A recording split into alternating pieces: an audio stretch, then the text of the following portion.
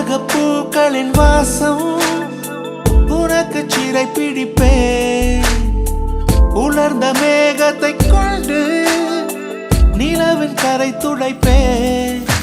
ஏனென்றால் உன் பிறந்த நாள், ஏனென்றால்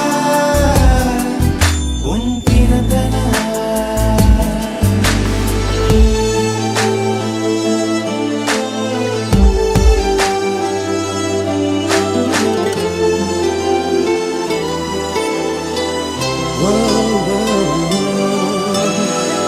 கிளை ஒன்றில் மேடை அமைத்து ஒளி வாங்கி கையில் கொடுத்து பறவைகளை பாடச் செய்வேன்.